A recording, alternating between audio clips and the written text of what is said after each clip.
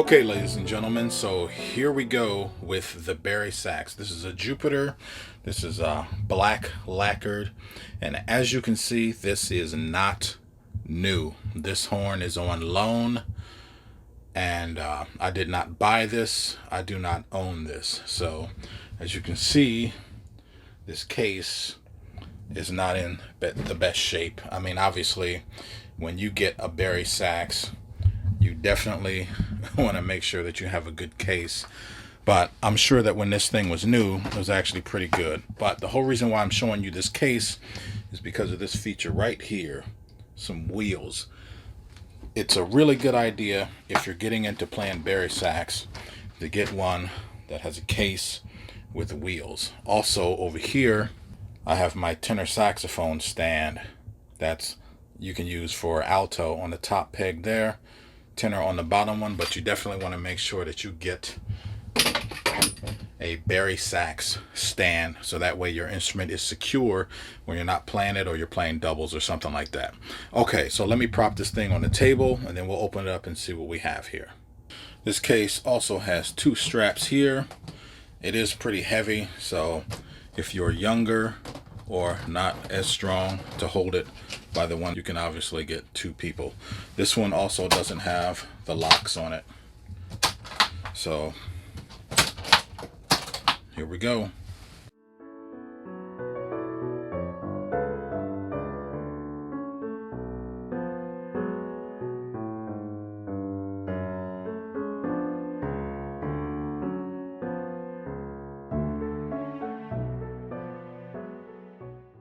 Obviously, like I said, it's not new.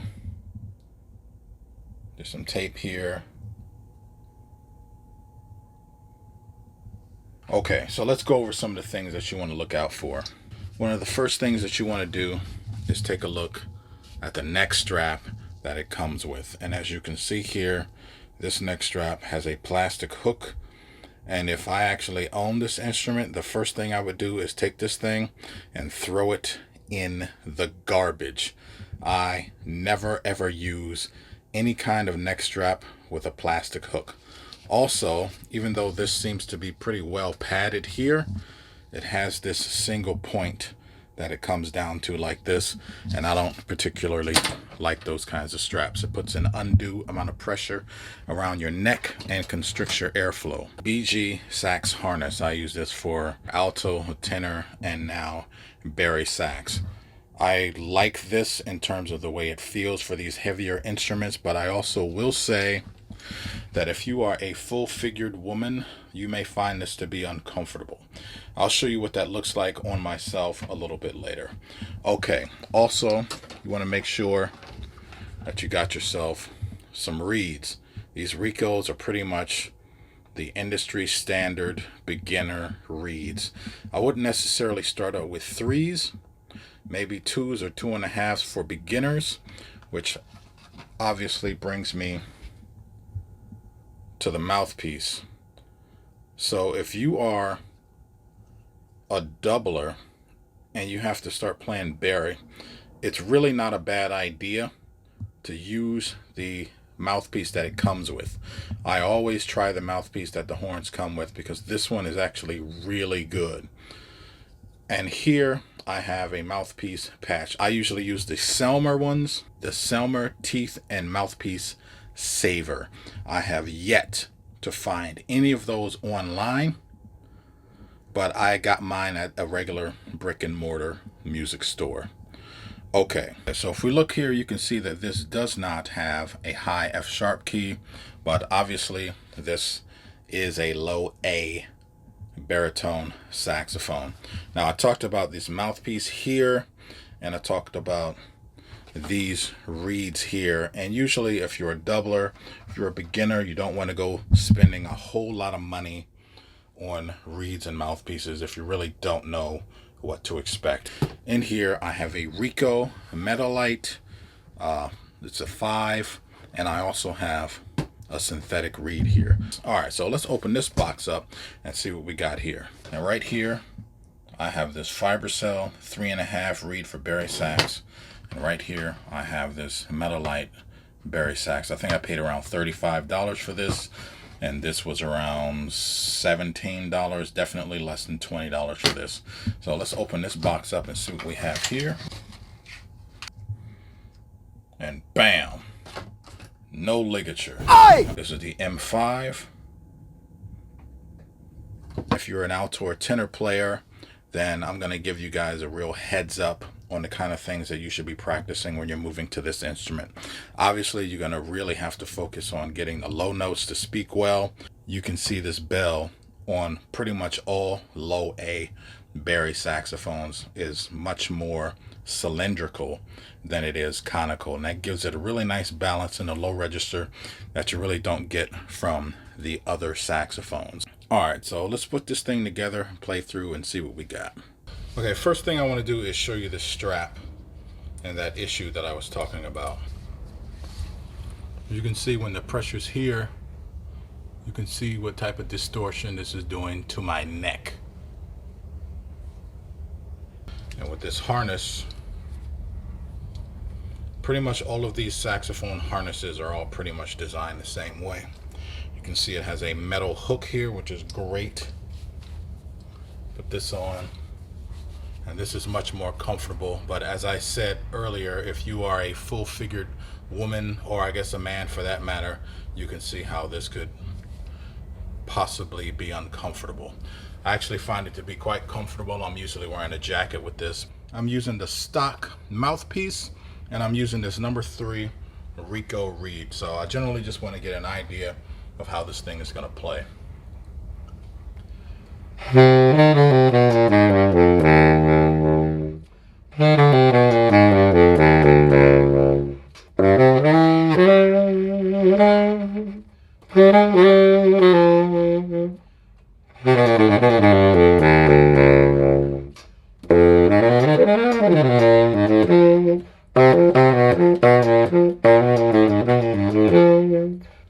Okay, it's alright. Alright, so the first thing I want to teach you guys is with the low A Bari sax. You can see we have this low A key here, which is really heavy. You don't need to press the low B flat in order to actually have the low A.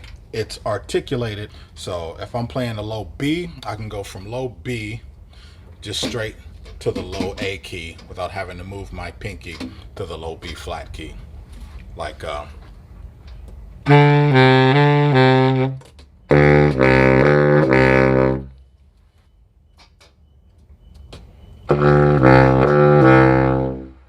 if you're getting a call to play Bari, people really want you to stick to the low register of the horn, and also you're going to be filling the role of the bass a lot. Probably not just going to be playing with the rhythm section. You might be the bottom in a quintet or a quartet or something like this. So one of the things that I like to practice is just playing, fulfilling the role of a bass. And you definitely want to do this with rhythm changes and a blues. And there's no better place to start than concert B flat. So you want to do something like this as a practice routine. So blues and B flat.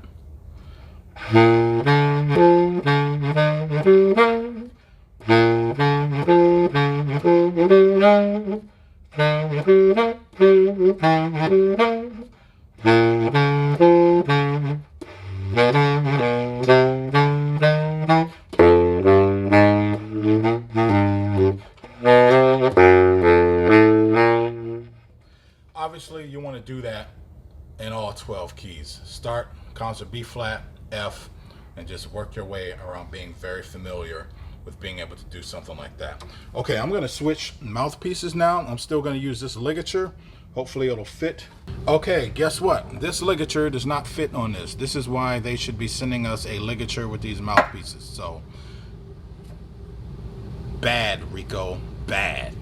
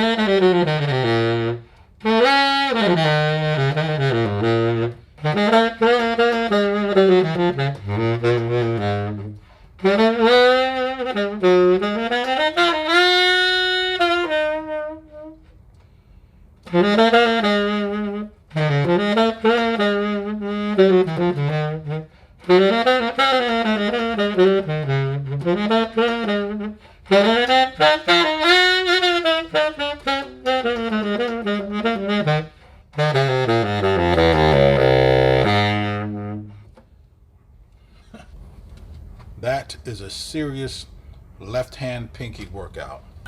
Okay, I want to show you guys some other stuff and give you some good tips. So let's move on. Here's the Rico mouthpiece with the Rovner ligature that is adjustable.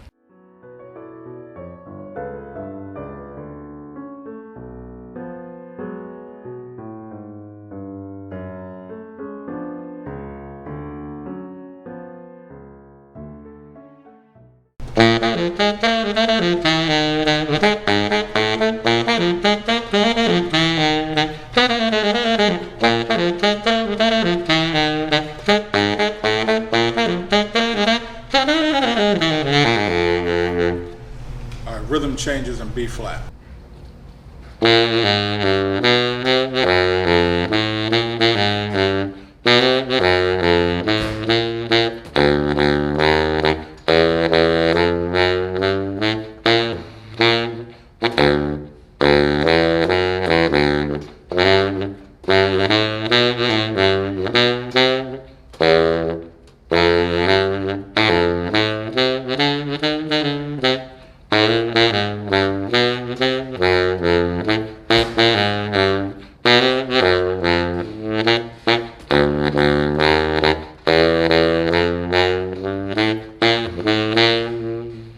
Okay, ladies and gentlemen, so I've written out 3 different versions of a Bari sax bass line. That is the bass line on the top, and on the bottom I have in concert key the piano chords. So the top is the Bari sax transposed.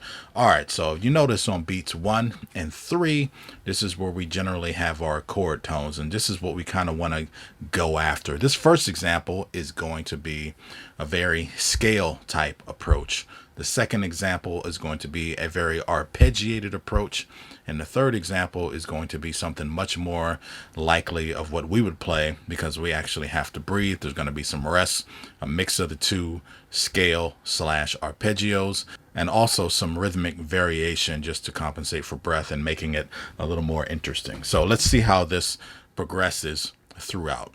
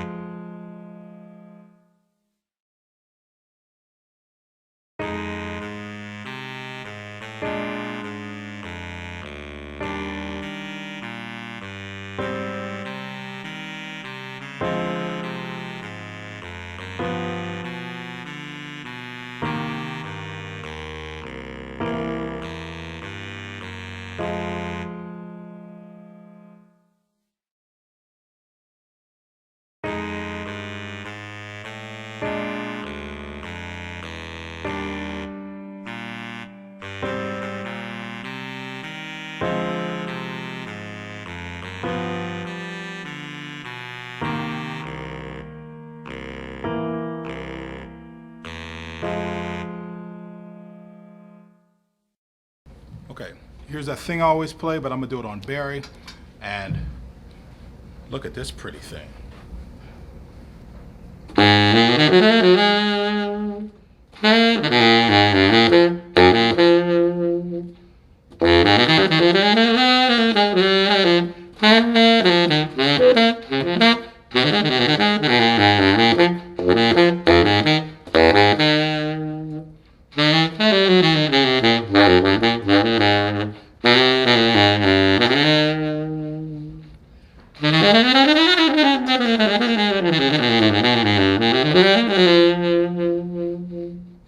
Okay,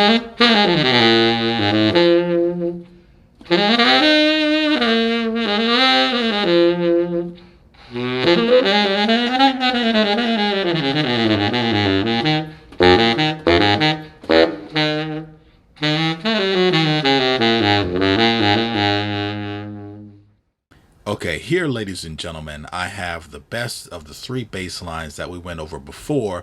However, I have it for the piano, and we are going to focus on bass clef, because very often you will be given a bass part and you will have to know how to transpose it. Now, I'm going to assume that you already know how to transpose chords. That is definitely something that you're going to have to learn how to do. So that F minor 7 is going to be a D minor 7, B flat 7 is a G7, so on and so forth. And also, you should already be familiar with how to transpose concert from treble clef. But here, playing Bari sax, we're going to focus on that bass clef. So what looks like a D is actually a concert F for that first note of the first chord in the first bar. But it just so happens that that is exactly how it transposes. So all the notes look like they are where they are supposed to be. The biggest issue is going to be when you get into weird keys, and most definitely accidentals. So as you can see, there's a concert A flat in the bass clef to an A natural that looks like an F flat to an F natural, but it is in fact an F natural to an F sharp. All right, so we go to the B flat 7 chord, we go to beat 4, we have a concert F flat or an E natural inharmonically. That works out because we wind up playing a C sharp or a D flat. So we move on to the 4th bar. You see that concert A flat transposes to what looks like an F flat, but it is actually an F natural.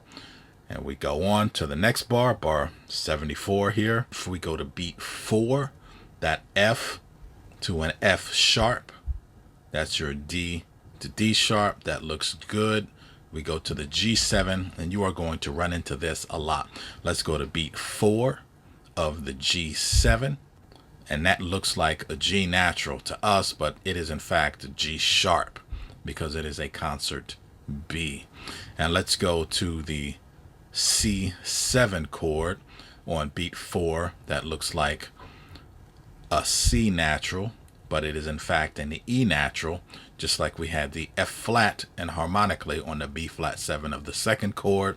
So that E natural, that translates to a C sharp, and then we're back to a D or the concert F for the final bar. Okay, so these are the kind of things that you are most definitely going to have to get very familiar with. All right, so I'm going to do a recap now, so let's move on. All right, ladies and gentlemen, so as a follow-up, I hope that me actually playing the instrument, playing some random things in this video will inspire you in conjunction with the lesson-y type of stuff to actually play the instrument more. If you were interested in playing this instrument, but maybe you were intimidated, I hope that I was able to actually provide you with some positive encouragement to go out there and start playing some more Bari sax. Also, it's a lot of fun to play. I like playing the bass lines and stuff like that, laying down some funky grooves and whatnot. And also, because people, I think they don't want to get stuck only getting called to play Bari, and they want to kind of stick to their main instrument, whether it be alto or tenor, maybe even sometimes soprano, that they kind of tend to shy away from playing Bari. But you know what? That's just more gigs for us, and you can generally ask for more money. So, all right, ladies and gentlemen, I got some more stuff coming up. I got some more mouthpieces on the way, and I got some big news about my actual job. I know a lot of you have been very curious about that, so you can see me here actually on the job. I had to mute the music for now, but I got some big stuff coming and some huge changes and some big information, so I'll keep you guys updated with all that kind of stuff. Alrighty, see ya. Thanks for watching.